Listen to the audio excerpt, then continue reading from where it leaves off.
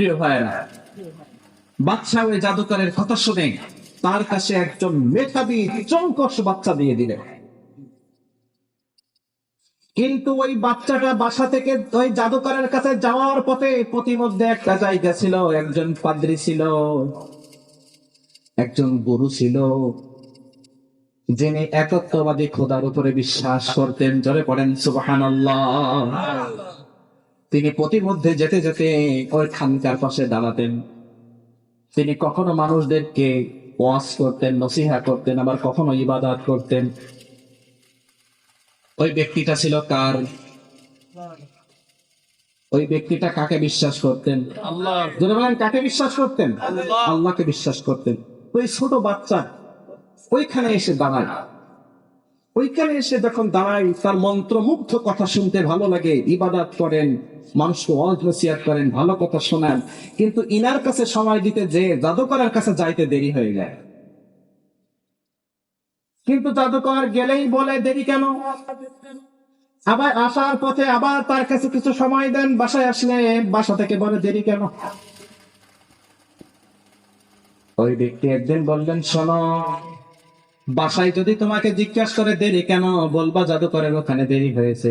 আর জাদুকর যদি বলে দেরি কেন, তুমি বলবা বাসা থেকে আসতে দেরি হয়ে গেছে। ওই বাচ্চাটা একদিন পথ দিয়ে যাইতে যাইতে যাইতে যাইতে দেখেন বিশাল বড় একটা ধ্বংসাত্মক প্রাণী, একটা জন্তু পথের মাঝে দাঁড়িয়ে আছে। সবাই এত করছে কিন্তু পথ থেকে সরছে না। হাদিসটা মুসলিমে এসেছে, তিরমিজিতে এসেছে। সূরা বুরুজের তাফসীর পড়বেন, দেখবেন এখানে ঘটনাটা আছে। কোন সূরা? সূরা বুরুজ। যারা বলেন কোন সূরা? সূরা বুরুজ। সূরা বুরুজ।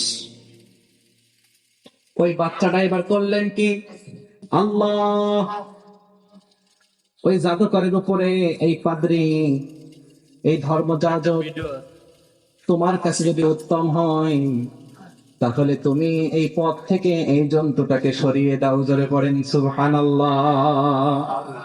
ওই শিশু বাচ্চা যখন এই কথা বললেন, তখন রব্বুল আলামিন নির্দেশে ওই জন্তুটা পথ থেকে সরে গেল। মানুষজন নির্বিঘ্নে চলে গেল। কিন্তু এই ঘটনা ওই পাদ্রী জেনে গেলেন,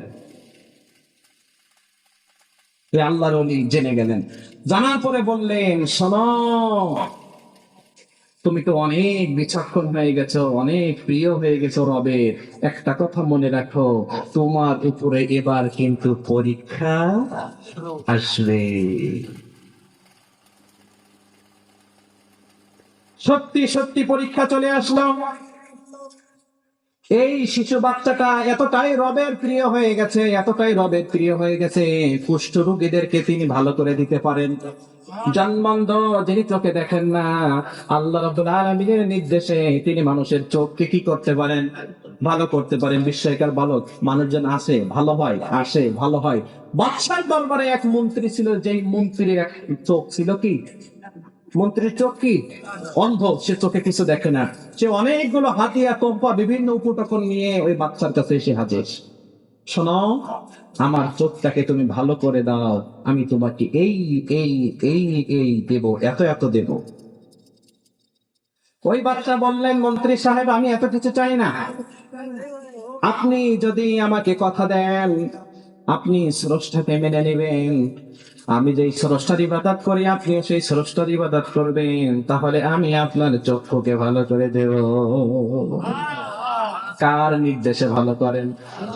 জোরে বলেন কার? অন্তরে বলেন কার? আল্লাহর। মন্ত্রী তো চোখ ভালো হওয়ার দরকার। ঠিক আছে, আমি তোমার রবকে মেনে নিলাম। সুবহানাল্লাহ। তিনি আল্লাহর নির্দেশে মন্ত্রীর চক্ষু ভালো করে দিলেন। বাদশার দরবারে গেলেন, কাজ করতেছেন, কাজ করেন। হঠাৎ একদিন বাদশা জিজ্ঞাসা করলেন, আপনার চোখ ভালো হলো কেমনে? তিনি বললেন, আমার রব ভালো করে দিয়েছে। বাদশা বলতেছেন, ও আমি? কে? বাচ্চা কি বলে, আমি কি ভালো করেছি? আমরা নিজেকে রব মেনে বসে আছে। বাড়ির লোক জানে বা না জানে, ওর নিজের রব দাবি করে বসে আছে। ধরে বলেন তো, ফিরাউন রব দাবি করেছিল কি করে নাই? কিন্তু বাড়ির স্ত্রী কি মেনেছে? কাজের বুয়া মেনেছে? কাজের বুয়া কে ছিল? মাস্তা কে ছিল? মাস্তা, ও মানে নেই। আপনারও যিনি রব, আমারও তিনি রব, আমাদের সবার যিনি রব তিনি হলেন আমার আল্লাহ। সে আল্লাহর নামে একটা তাকবীর হবে, নারায়ে তাকবীর। ঠিক, আওয়াজ তো ঠিক আছে, আলহামদুলিল্লাহ করেন। মন্ত্রী কি বলে? আমার রব ঠিক করে দিয়েছে। ও বলে, কই আমি? কই না, আপনি না, আমার রব যিনি আপনার রব আমার রব। এখন বলেন তো, বাদশার মাথায় কার কাজ করে? না বাদশার মন্ত্রী পরিষদের থেকে বাদশাহিত্যর বিরুদ্ধে অন্য রবকে মেনে বসে আছে, এটা কোন দলের নেতা সহ্য করবে? আমার দলে থেকে অন্য দলের স্বজন প্রীতি পথ থাকবে? আমার দলে থেকে আমার নেতার নামে বিষোদ্গার পথ থাকবে? ওই যে দেখবেন দুই একটা কথা, সত্য কথা কিছু কিছু নেতারা মুখ ফুসকে বলে যায়, পরের দিন বলে যে দলীয় শৃঙ্খলা ভঙ্গের কারণে তোমাকে দল থেকে অব্যাহতি দেওয়া হলো। তারা সত্য কথা বললেই আর তো দলে জায়গা নেই। একটু আওয়াজ দিয়ে বলেন তো, মন্ত্রী কি মিথ্যা কিছু বলছে? খারাপ কিছু বলছে? স্রষ্টা ভালো করেছে, রব তো সবার রব, এটা কি খারাপ কথা? এখন বাদশা তো পিড়াপিড়ি শুরু করলো, তুমি এই কথা কোত্থেকে শুনলা, কে বললো? এক পর্যায়ে বলে দিলেন, অমন একজন বালকের কাছ থেকে শিখেছি, ডাক দাও। এই বালক তো সেই বালক যাকে আমি জাদু শিকার জন্য পাঠাইছিলাম। সুবহানাল্লাহ পড়েন। বাদশা সাহেব এবার তাকে প্রেসার দেওয়া শুরু, তুমি কোত্থেকে জানলা? ওই ধর্মযাজক বলে দিয়েছিল তুমি আমার কথা বলিও না। কিন্তু বাদশা এমনটাই